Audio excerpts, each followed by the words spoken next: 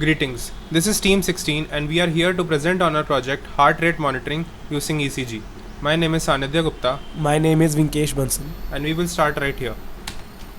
Our motivation to make this project was firstly understanding heart health. By displaying the heart rate, individuals can gain insights into their heart health and take necessary measures to improve it. Secondly, for educational purposes, this project can be a great learning tool for electronics enthusiasts who want to understand how to work with ECG signals.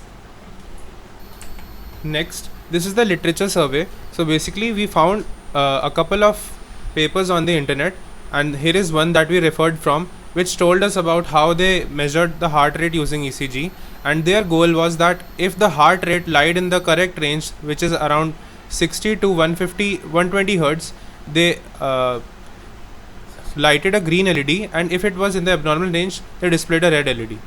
We are trying to do a different thing by actually measuring the heart rate.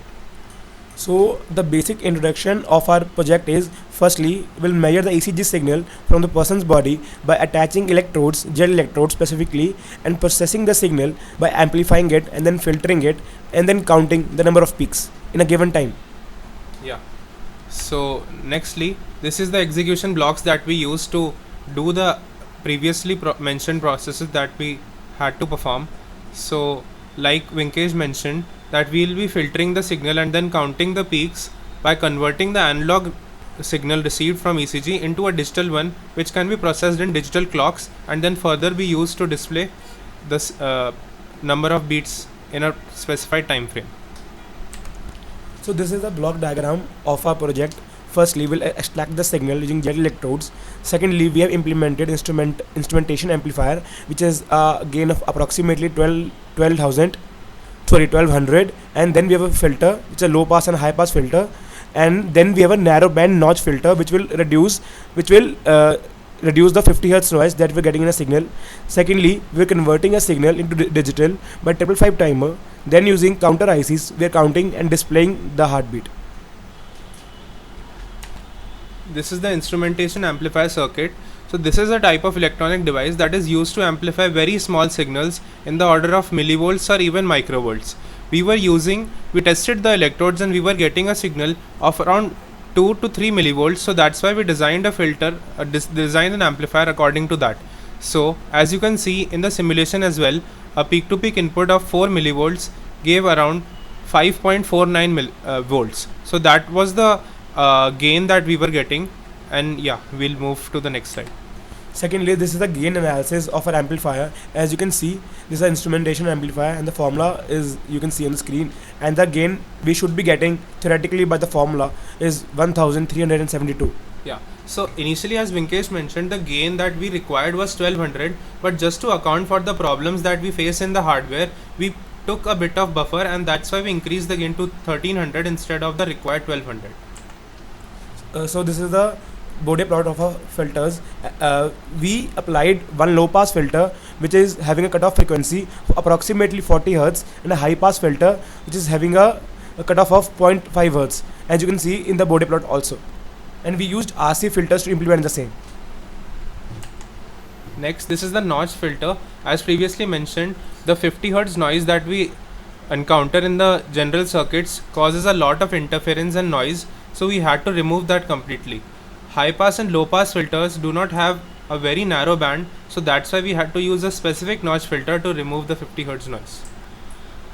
And this is the our circuit diagram for the instrumentation amplifier, our filters and a notch filter.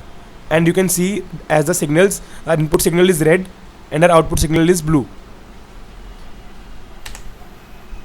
Okay, so displaying the heartbeat. So that was a thing that we had to improvise on, because measuring the heart rate from the ECG signal obtained wasn't an easy task. So we implemented an analog to digital converter by using a 555 timer. We constructed a monostable vibrator which would supply a specific digital pulse for every time the analog pulse exceeded 2/3 of the threshold value that we had set in the system. So after that, when the analog to digital conversion was done, we used the counter to display the number of beats by using binary bits as LEDs. We cascaded two 4-bit counters in order to obtain a 8-bit number. So the important points we have to note about the circuit are the minimum and maximum heartbeat that we can measure are 42 beats per minute to 300 beats per minute, and the input range of our ECG signal should be less than 5 millivolts, and our circuit has been designed for 2 millivolts. The output range are the square waves that whose amplitude is equal to the VCC we are giving. Okay, so this was the hardware circuit that we made. We combined all of our components into a set of 4 breadboards and integrated everything into this. Some of the things that you can see here are that the potentiometer is present. So potentiometer is there to fine tune and adjust the monostable vibrator so that it works for even different values or base value fluctuations in the ECG signal. And this is the counting system we are using. So firstly, we are having a AND gate to which the inputs are firstly are filtered and amplified ECG signal, and second the clock that we generated from a till 5 timer which has a time period of 25 seconds. We are putting the output into two 4-bit binary counter ICs, specifically CD4029, which give us a 8-bit binary counter, and then we are displaying the heartbeat. Also, we have a switch that resets the counter to 0. Yeah. So every time the clock turns off, that is after 25 seconds, we will flick the slide switch that acts as an asynchronous reset, which will switch all the counter bits to 0. And as you can see, this is the picture of an oscilloscope of a gain of our instrumentation amplifier, and the observed gain is 1278. Yeah. So it is pretty close to the theoretical gain, and it satisfies our needs.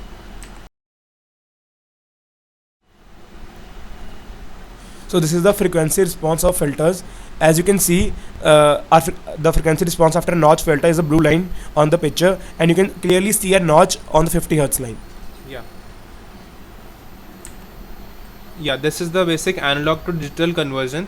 The left picture shows the A to D conversion when we had given a sine wave which was amplified to around 5.5 volts, and then it was converted into a square wave by using a monostable vibrator. And the right picture shows the actual working of the system by putting the input by taking input from the heart, the ECG waves, and here you can see that it was also converted into digital signals.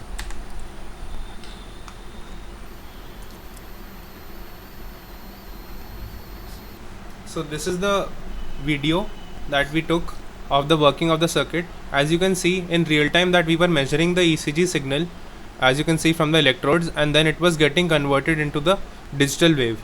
Further, we'll be showing you exactly how the LEDs lit up, but here you can get a brief overview of how the digital analog ECG signal was converted to digital, and then further it will be converted into binary bits as display.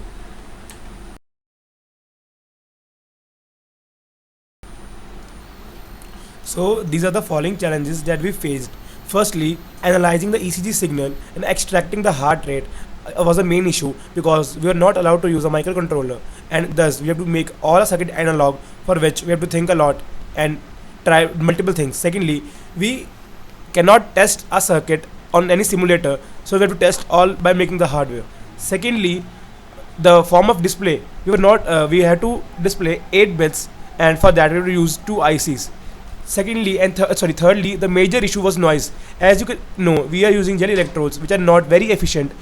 That's why we have to implement many filters to reduce noise.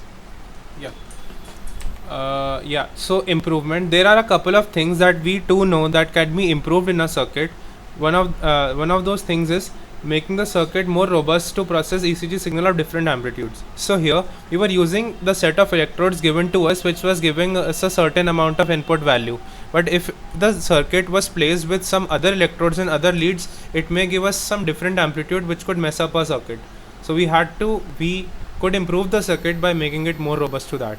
And for now, we did not implement 7-segment displays. We are just using 8-bit binary LEDs, so that could also be considered as an improvement.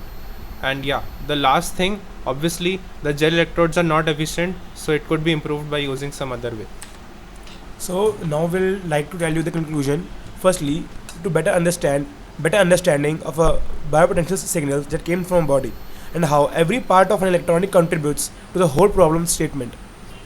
And finally, improve our thinking capabilities by finding solutions to newly encountered problems and issues. Thank you. Thank you.